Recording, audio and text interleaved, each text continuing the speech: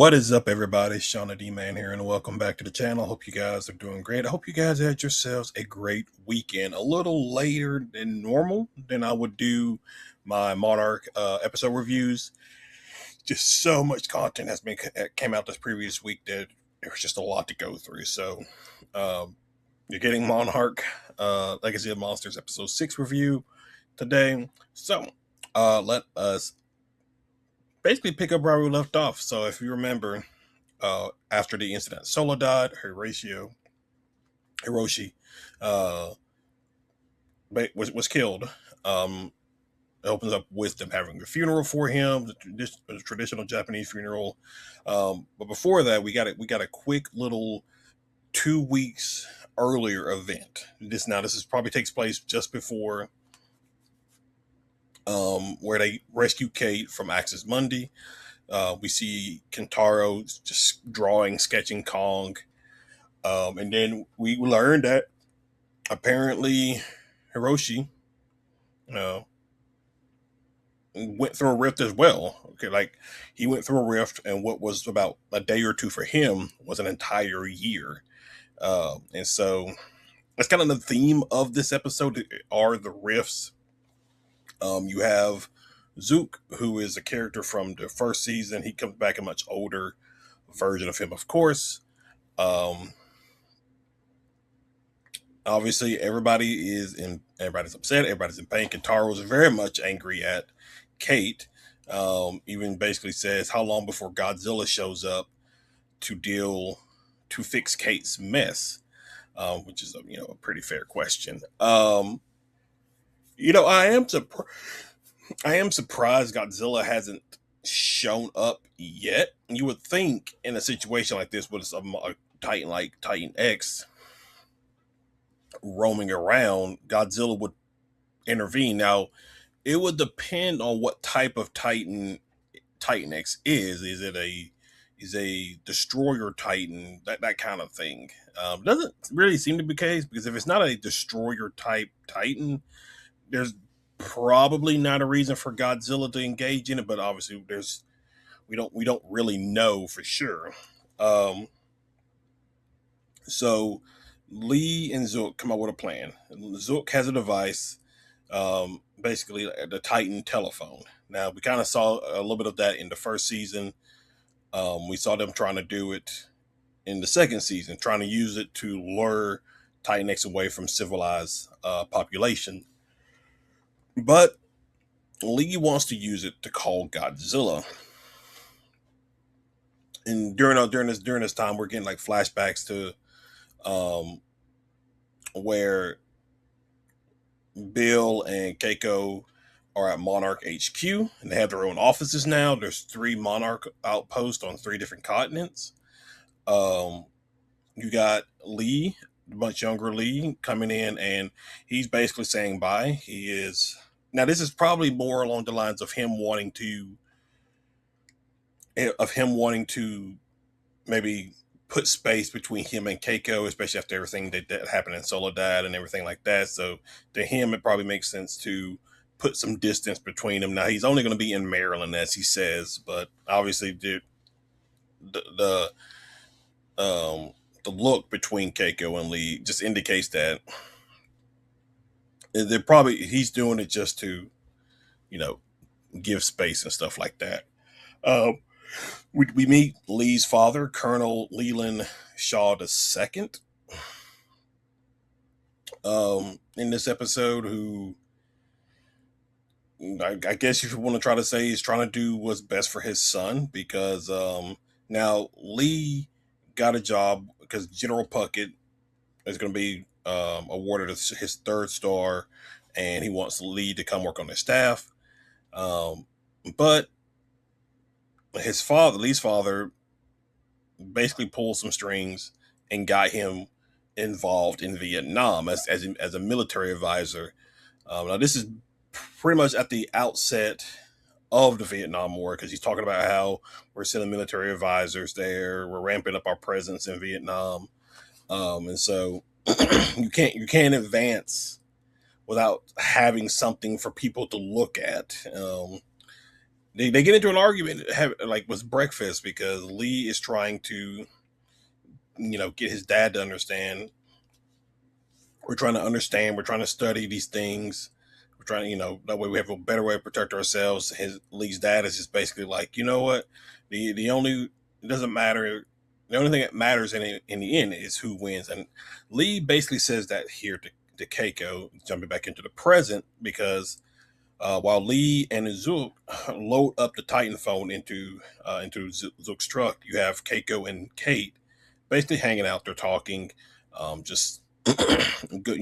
Both are just going through the motions of losing Keiko losing her son, and then Kate losing her father. And that is where Keiko sees that the vibrations that um, that Kate had been experiencing, and because she's talking about she's seen that before, and she mentions that only happens when Titan X is near, but that's impossible because Titan X should be thousands of miles away from their location. Um, and so Keiko's plan is to get some instruments and just measure the frequency and all these other scientific variables. That's when they stumble upon Lee and Zook loading up the Titan phone into the truck. They're going to take it up to a mountain and call Godzilla. And both Keiko and Kate are against this. You see, Kate basically they're not dogs that you can control and everything. Even Keiko's against it. She's like, you want Godzilla and Titan X to fight each other, and I do like the line of Shaw where he's kind of like basically Keiko's talking about having them fight and stuff like that, and Shaw's like, uh, well, if you got the biggest, baddest dog in the yard, referring to Godzilla, then yeah, because what their plan is, what Shaw and Zook's plan is they're gonna they're gonna find a rift and basically transport Godzilla and Titan X somewhere away from civilization for them to duke it out.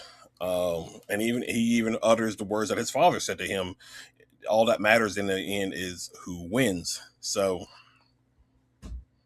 which you can, I mean, I am curious on the difference though, because obviously there is a difference between what Lee is trying to do and let's say Dr. Shirazawa did in 2014's Godzilla.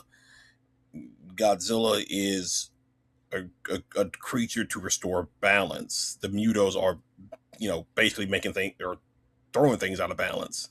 And Shirazawa says just let them fight because it's up to Godzilla to restore the balance of the world. Um, I wonder. I wonder what the difference is in this situation because again, we don't know why Godzilla hasn't shown up yet. I mean, I'm sure we'll get to a certain point. There's still like 4 episodes left, and we still haven't seen some of the shots that we've seen from some of the TV spots, the trailers, and stuff like that. Like Kong and Titan X fighting, Godzilla and Titan X fighting. We haven't seen those yet. So, um, meanwhile, while all this is going on, you have Kentaro. Um, I don't know how I feel about this part, but you have Kentaro being woken up um, by Korra, and they go for a drink. But it wasn't real though. Maybe it was all just a. I guess it was just all just a dream then because they go to a place that they used to visit often, but the owner sold it and everything. You have a little bit too much to drink. Probably read the room wrong. Kentaro kisses Korra, and she obviously is not into that. Not really into this, and so she ends up leaving. Then this girl Isabel comes up, um, has a few drinks with Kentaro and everything, and then we come to. I felt like something was off about her because he just shows up and starts flirting with Kentaro and getting drinks with him. I was like, okay, who are you? And she mentioned she is the daughter of Walter Simmons, um, and I guess she's trying to work with Kentaro, but he just views everybody the same as Monarch and everything. Apex, monarch as the same, and he wants nothing to do with it. So he's walking back home, and then a Titan alert comes up, and I thought we were going to get the scene here of what we saw in the trailer was like maybe Titan X potentially attacking the city. No, we actually see Godzilla attacking the city. He's rampaging through, which was actually pretty cool to see. You don't ever get Godzilla. You don't get those old Godzilla moments like you would see with the Toho films of him just walking through the city, destroying things. There were some really cool shots that I really liked.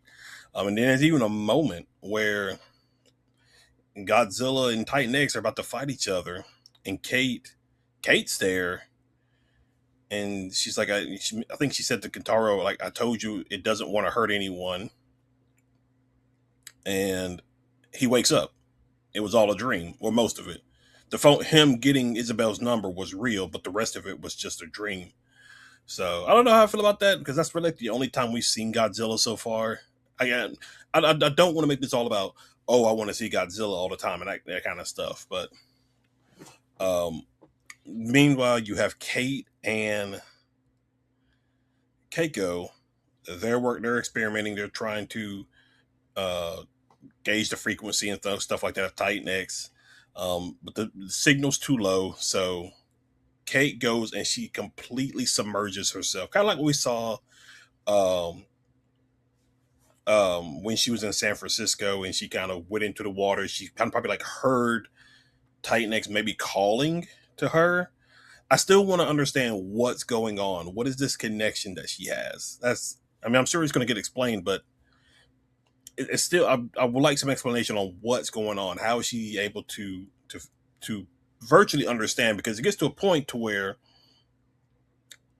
when she's fully submerged, Keiko is able to record the audio of what's vibrating and transmitting through the water, and it seems like not Keiko, but Kate can.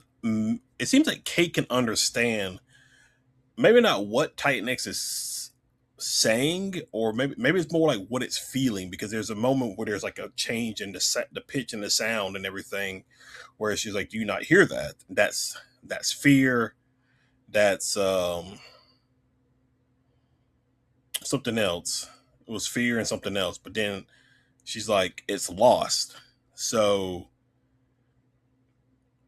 um so yeah, and kind of like I'm not sure what the realization of that is. I'm sure we'll find out in the next episode what the realization of that is. So maybe Titan X is not as bad as Monarch and Apex are thinking it is. Now, again, they're having the whole G-Day flashback of people dying during the Battle of San Francisco with Godzilla and the Mutos.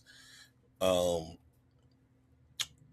and so we basically end the episode with Zook and Shaw at this riff where Shaw came out as he said, um, and they're able to power it up, get the riff going, and Zook lashes on to something, but he don't think it's Godzilla.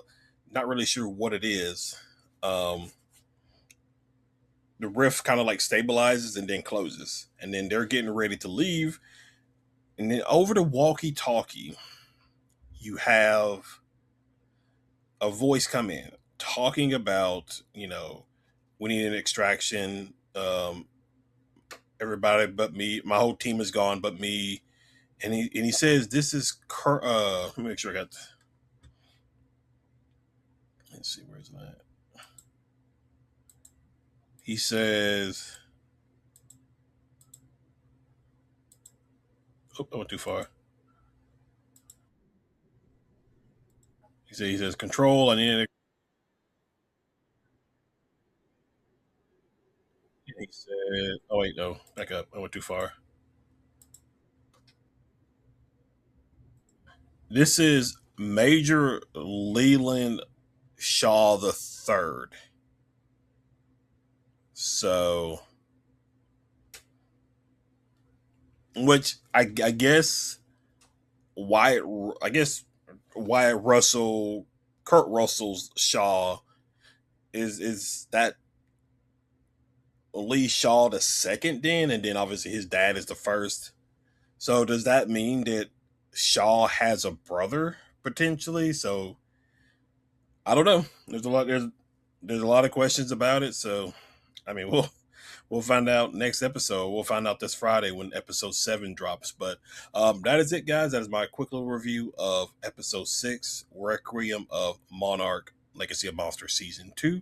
Thank you guys for hanging out. Thank you guys for watching. And check out the channel for more content. It has been a busy week. We had our Supergirl trailer discussion, Masters of the Universe. And there's plenty of stuff coming out this week, so you definitely don't want to miss out on that. But guys, thank you again for hanging out. Thank you guys again for watching, and I will see you all in the next one. Y'all have a good one.